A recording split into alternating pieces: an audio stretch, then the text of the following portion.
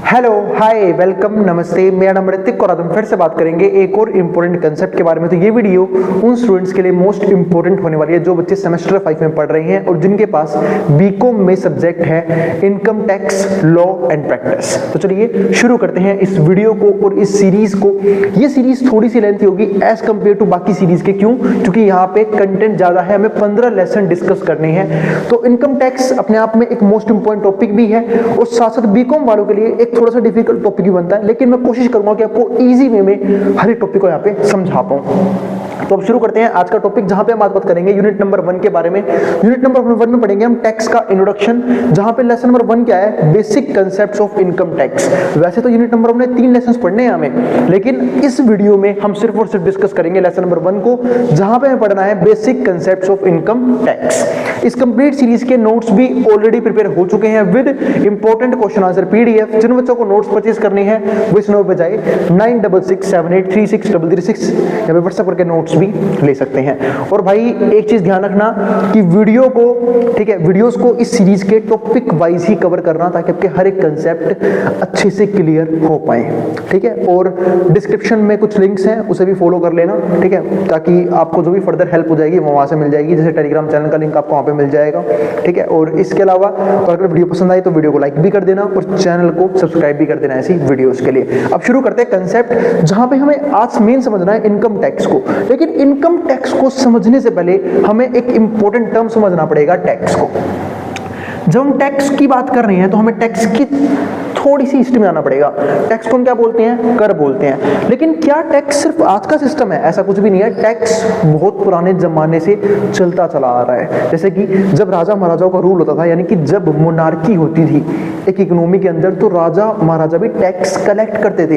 अब बात है भैया, किंग्स जो है वो टैक्स कलेक्ट क्यों करते थे? क्योंकि राज्य को चलाना है, एडमिनिस्ट्रेशन अच्छे तरीके से करना है, वॉर से लड़ी जाती थी उस टाइम पे भी, या फिर मान लो कि एडमिनिस्ट्रेशन में बहुत सारे लोग हैं, उनकी सैलरीज देनी है। इन सब कामों में टैक्स, इन सब कामों के लिए उन्हें पैसे की जरूरत पड़ती थी। और पैसा कहां से आता था? टैक्स के थ्रू। यानी कि हम कह सकते हैं कि एडमिनिस्ट्रेशन में जो भी रूलर्स बैठे होते हैं उनको भी रिवेन्यू की जरूरत पड़ती है और उनके लिए टैक्स एक बहुत अच्छा सोर्स था रिवेन्यू का। और सेम वो आज के जमाने में भी चलता आ रहा है।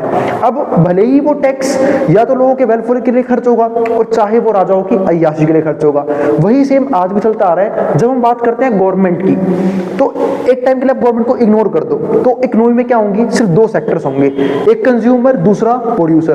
दोनों मिलकर इकोनॉमी को चलाएंगे। इसको बोलते हैं 2 सेक्टरल इकोनॉमी। लेकिन गवर्नमेंट यहाँ पे क्या देखती है कि यहाँ पे तो लोग एक्सप्लॉइट हो सकते हैं, या तो कंज्यूमर एक्सप्लॉइट होंगे कुछ जगह पे, या फिर प्रोड्यूसर एक्सप्लॉइट होंगे। जब कंज्यूमर एक्सप्लॉइट होंगे, इस बात का मतलब क्या है कि उसमें कुछ कंज्यूमर्स बहुत गरीब हों, वो बेसिक नीड्स भी फुलफिल ना कर पाए, यानी कि अपने उनके पास इतना पैसा भी ना हो कि अपने बेसिक खर्चों को कर पाए। और हो सकता है कुछ मामले में प्रोड्यूसर भी एक्सप्लॉइट हो सकते हैं कि प्रोड्यूसर जो है वो गुड्स को अच्छे रेट पे नहीं बेच पा रहे, प्रॉफिट नहीं कमा पा रहे। तो ऐसे केसेस में गवर्नमेंट क्या बोले कि भाई हम भी तो हैं, हमें एडमिनिस्ट्रेशन करने दो और हमें एडमिनिस्ट्रेशन के लिए पैसे चाहिए। क्यों? क्योंकि गवर्नमेंट जो है वो करती क्या है? पब्लिक को फैसिलिटीज प्रोवाइड करती है सोशल वेलफेयर के पर्पस को लेके, जैसे कि पब्लिक हॉस्पिटल यानी कि गवर्नमेंट हॉस्पिटल बनाना, या फिर गवर्नमेंट स्कूल्स बनाना, या फिर रोड्स ट्रांसपोर्ट की सिस्टम डेवलप करना। इन सब कामों में गवर्नमेंट भी तो खर्चा करती है और गवर्नमेंट को खर्चा करने के लिए क्या चाहिए? रिवेन्यू। अब वो रिवेन्यू कहां से आएगा?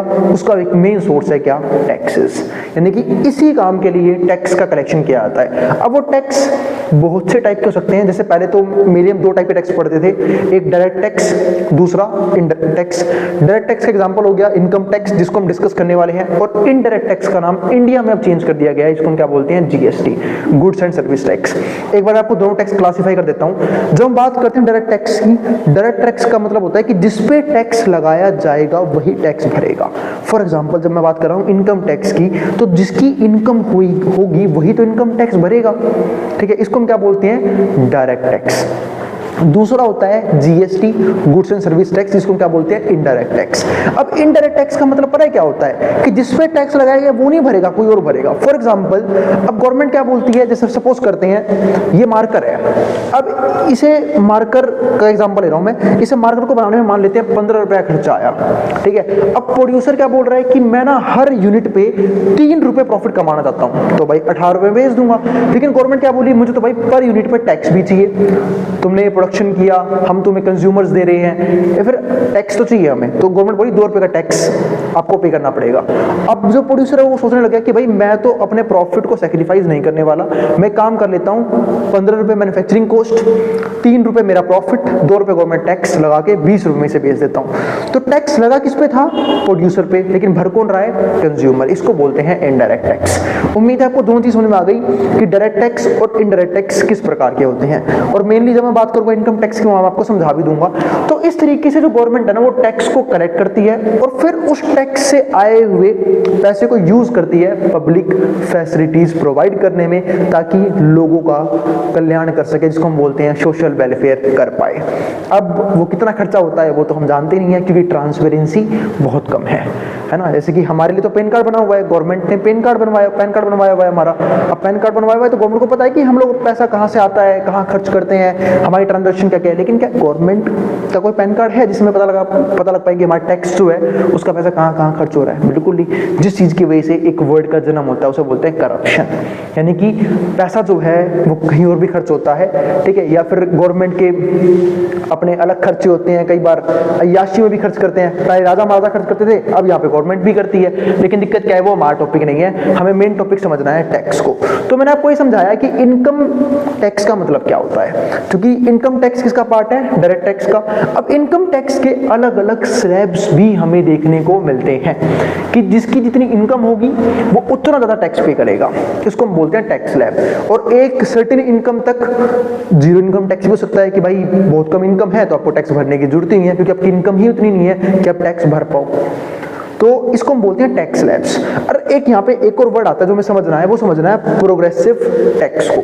जो हम बात कर रहे हैं प्रोग्रेसिव टैक्स की, इसका मतलब ये होता है कि जिसकी जितनी इनकम उस पर उतना ज्यादा टैक्स रेट लगाया जाता है, ठीक है। जैसे कि सपोज करते हैं किसी की मान लेते हैं इनकम 10 लाख है तो उसका टैक्स सिर्फ होगा 10%, किसी की इनकम 20 लाख है उसका टैक्स होगा सिर्फ 20%। ये मैं कुछ हाइपोथेटिकल वैल्यूज बोल रहा हूँ, एक्चुअल में ऐसा नहीं होता है। और टैक्स का जो रेट है वो चेंज भी होता रहता है बजट के हिसाब से। उन सब की बात हम करेंगे डीप में आने वाले टॉपिक के अंदर। पहले सिर्फ बेसिक कंसेप्ट्स तैयार कर लेते हैं आज की वीडियो के अंदर। तो इसको बोलते हैं प्रोग्रेसिव टैक्स।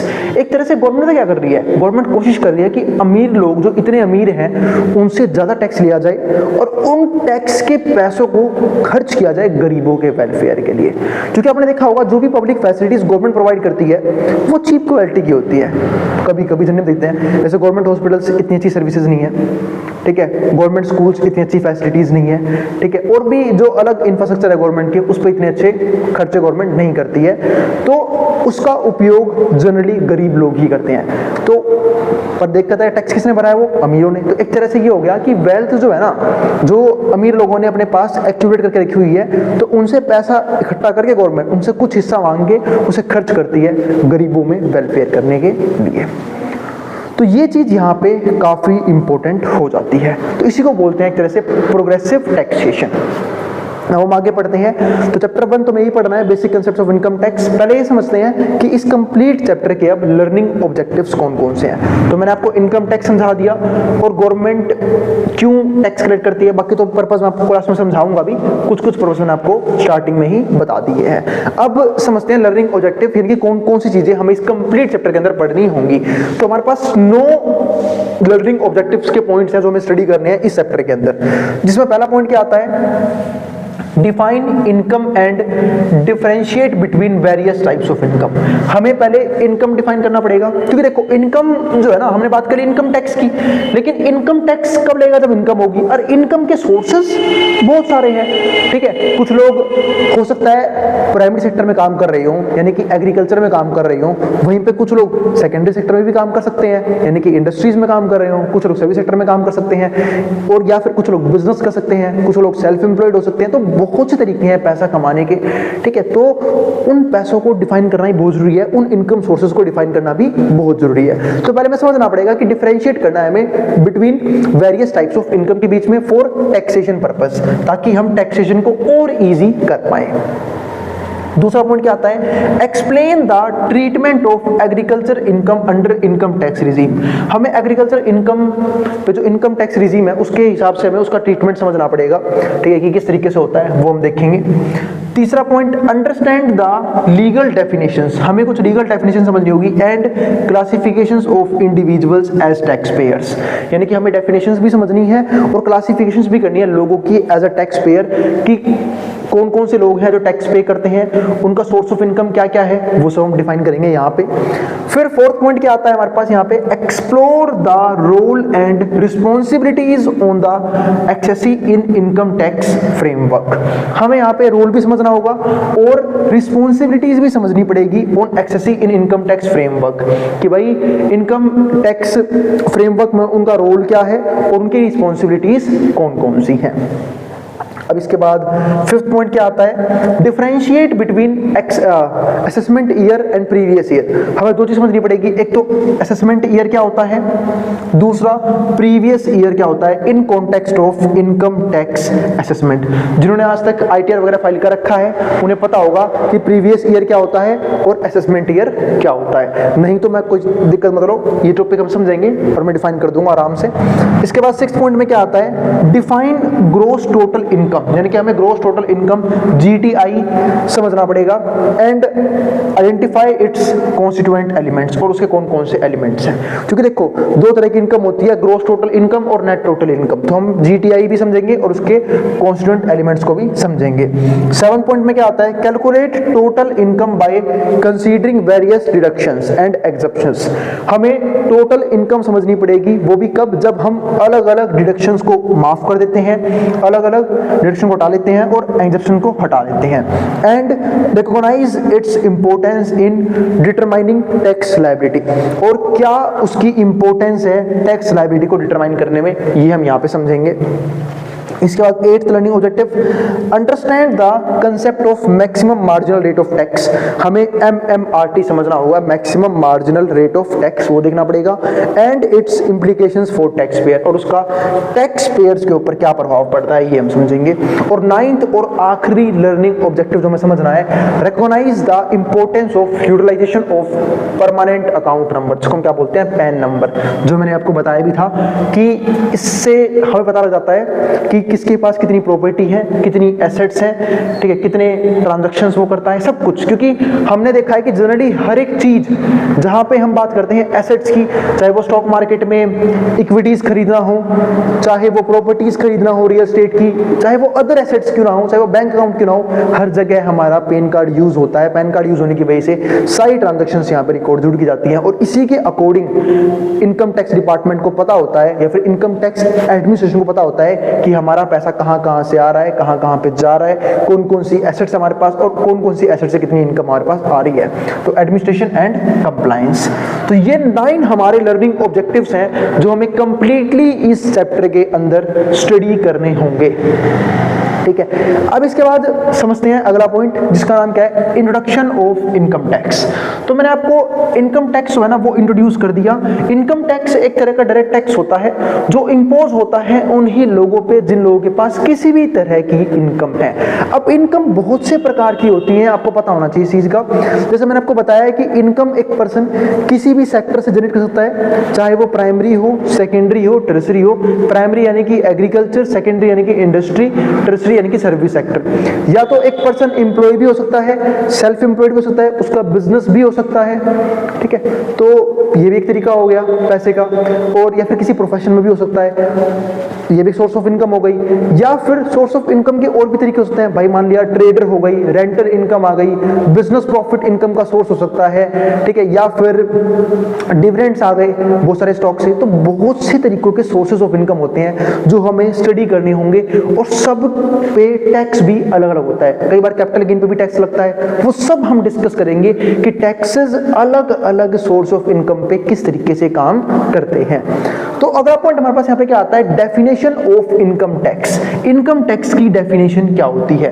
तो income tax is a direct tax, जैसे मैंने एग्जांपल दिया था। इनकम टैक्स एक डायरेक्ट टैक्स है इंपोज्ड बाय गवर्नमेंट्स, जो गवर्नमेंट इंपोज करती है ऑन इनकम और प्रॉफिट्स, या तो इनकम पे या प्रॉफिट पे, अर्न बाय इंडिविजुअल्स, जो इंडिविजुअल ने अर्न किया है किस चीज से, क्या तो बिजनेस से अर्न किया हो, क्योंकि बिजनेस से जो हम अर्न करते हैं वो प्रॉफिट होता है। Other taxable entities, tax is calculated based on various sources, अलग अलग सोर्सेज पर हम टैक्स काटते हैं, जैसे कि सोर्स ऑफ इनकम पे जैसे वेजेस हो गई, वेजेस आपको पता है कि लेबर्स को वेजेस मिलती हैं, सैलरीज एम्प्लॉय को सैलरीज मिलती हैं, इंटरेस्ट पे भी टैक्स लगता है, अगर आपने इंटरेस्ट एक ज़्यादा अमाउंट में कमाया है तो, या फिर इंटरेस्ट ही आपका मेन सोर्स ऑफ इनकम है, तो कई लोगों का main source of income he interest होता है, तो उस पर भी टैक्स लगता है। यानी कि मान लो इतना अंधा पैसा है कि इस पर टैक्स भी बहुत ज़्यादा आ रहा है, ठीक है, तो इंटरेस्ट पे भी लगेगा। डिविडेंड्स, इस पे भी टैक्स लगेगा।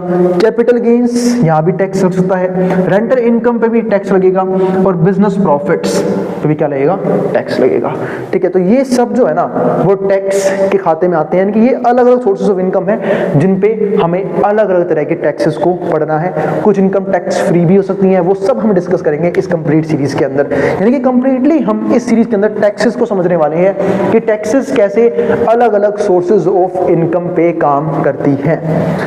अब समझते हैं अगला टर्म जो मैंने आपको वीडियो के इंट्रोडक्शन वाले पार्ट में डिफाइन कर दिया था कि प्रोग्रेसिव टैक्सेशन क्या होता है, यानी कि जिसके पास जितना रुपया उसके ऊपर उतना ही ज्यादा टैक्स, इसको हम बोलते हैं प्रोग्रेसिव टैक्सेशन। अब समझते हैं पर्पस एंड सिग्निफिकेंस, क्या जरूरत है टैक्स की और क्या इंपॉर्टेंस है टैक्स की, वो हम समझते हैं। पहला, रिवेन्यू जनरेशन, मैंने जैसे एग्जांपल दिया भी था कि मेन काम गवर्नमेंट का क्या होता है, एडमिनिस्ट्रेशन करना या फिर सोशल वेलफेयर करना, उन सब चीजों में क्या लगता है, पैसा लगता है। और वो पैसा कहाँ से आएगा, यानी कि वो रिवेन्यू गवर्नमेंट के पास कहाँ से आएगा, तो वो आएगा टैक्स के थ्रू। यानी कि टैक्स जनरेशन काफी इंपॉर्टेंट एक चीज है जिसके जरिए गवर्नमेंट रिवेन्यू जनरेट करती है, और बाद में उस रिवेन्यू से पैसे को या तो बिजनेस करने में खर्च कर सकती है, सोशल वेलफेयर करने में खर्च कर सकती है। मतलब गवर्नमेंट बिजनेस करती है, बिल्कुल ऐसे बहुत से बिजनेस जो गवर्नमेंट रन कर रही है, जैसे फॉर एग्जांपल इंडिया में Indian railways IRCTC government run कर रही है, ऐसी बहुत सी कंपनीज है जो गवर्नमेंट रन करती है। इसके अलावा सोशल वेलफेयर करने के लिए अलग पब्लिक फैसिलिटीज प्रोवाइड कर सकती है, for example government schools, government colleges, universities, इसके अलावा गवर्नमेंट हॉस्पिटल्स। तो ये बहुत सारी फैसिलिटीज जो है गवर्नमेंट प्रोवाइड करती है, और अदर खर्चे भी होते हैं गवर्नमेंट के, तो गवर्नमेंट के उसके लिए पैसा चाहिए, तो पैसा आता है टैक्स के थ्रू। तो पहला मेन पर्पस क्या हो गया, रिवेन्यू जनरेशन। दूसरा जो पॉइंट पता है क्या होता है, वो होता है रिडिस्ट्रीब्यूशन ऑफ वेल्थ, की वेल्थ का डिस्ट्रीब्यूशन होगा, जैसे मैंने आपको ऊपर पॉइंट में समझाया। प्रोग्रेसिव टैक्सेशन, यानी कि जिसके पास जितनी इनकम है उसके ऊपर उतना ही टैक्स लगाया जाएगा। तो इसका मतलब क्या है कि अमीर लोग ज्यादा टैक्स पे करते हैं, अब जब वो ज्यादा टैक्स पे करेंगे तो इकोनॉमी के बाकी कामों में टैक्स का पैसा खर्च किया जा सकता है, या फिर गरीब लोगों की भलाई में वो पैसा खर्च किया जा सकता है। इस बात का मतलब ये है कि एक तरीका हो गया रिडिस्ट्रीब्यूशन ऑफ वेल्थ का, कि अमीरों से पैसा लो और गरीबों को पैसा दो। तो वेल्थ इससे क्या होगी, रिडिस्ट्रीब्यूट होगी, या फिर आप इसे इनकम का भी रिडिस्ट्रीब्यूशन यहाँ पे समझ सकते हो।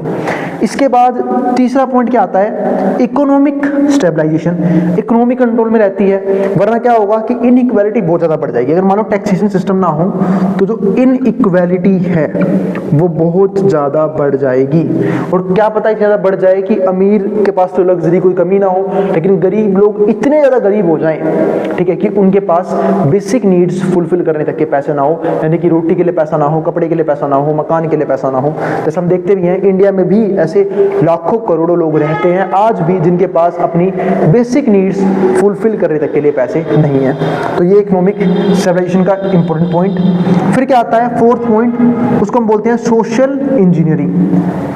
एक तरह से हम ये कह सकते हैं कि गवर्नमेंट इस पैसे को यूज करती है सामाजिक कल्याण के लिए, यानी कि सोशल वेलफेयर के लिए, ताकि वो लोग जो बहुत ज़्यादा पीड़ित हैं, ठीक है, या फिर जिनके पास पैसे की बहुत ज़्यादा कमी है, रिसोर्सेज की बहुत ज़्यादा कमी है, उनकी भलाई की जा सके। और फिफ्थ और आखिरी पॉइंट क्या आता है, physical policy flexibility. Physical policy समझते हो ना, फिजिकल पॉलिसी गवर्नमेंट रन करती है, जहां पे हम बात करते हैं पब्लिक एक्सपेंडिचर्स की। गवर्नमेंट जो है वो अलग अलग जगह एक्सपेंडिचर करती है लोगों को बेसिक फैसिलिटीज प्रोवाइड करने के लिए, चाहे वो मैंने एग्जांपल दिए भी थे अभी, government schools, government hospitals, government universities, ठीक है, अगर चाहे गवर्नमेंट जो है खर्चा करती है, वो सब किसका पार्ट होता है? फिजिकल पॉलिसी फ्लेक्सिबिलिटी का। अब वो गवर्नमेंट इतना खर्चा क्यों कर पाती है? कि गवर्नमेंट का उसमें रेवेन्यू का सोर्स है ना। तो इसी वजह से हम क्या बोलते हैं कि फिजिकल पॉलिसी में फ्लेक्सिबिलिटी बनाए रखने के लिए टैक्स का सही रेट पे मिलना, सही टाइम पे मिलना और सही अमाउंट में मिलना बहुत जरूरी है, ताकि गवर्नमेंट अपने वो एक्सपेंडिचर्स कंटिन्यू रख सके और लोगों का वेलफेयर करती रहे, ठीक है। तो इसी को बोलते हैं फिजिकल पॉलिसी फ्लेक्सिबिलिटी। यहाँ पर तो मैंने आपको सिर्फ 5 पॉइंट लिख के दिखाए हैं, एग्जाम में आपको ये 5 पॉइंट डिफाइन भी करने हैं, वैसे मैंने 5 पॉइंट नोट्स में डिफाइन भी कर रखे हैं, ठीक है। तो अब हम मिलेंगे अगली वीडियो में, जहाँ पे बात करेंगे इसके नेक्स्ट कंसेप्ट के बारे में। उम्मीद है आपको इस कंप्लीट सीरीज का इंट्रोडक्शन समझ में आ गया है, ठीक है।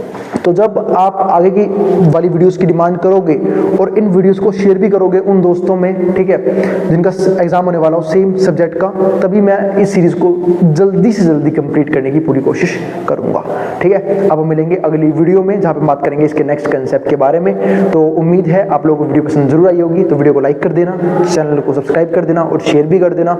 और नोट्स के लिए आप इस नंबर पर व्हाट्सएप करके नोट्स भी ले सकते हो। अब जिसको जो उतारना उतार सकता है, मैं बोर्ड के सामने से। मिलेंगे अब हम अगली वीडियो के अंदर।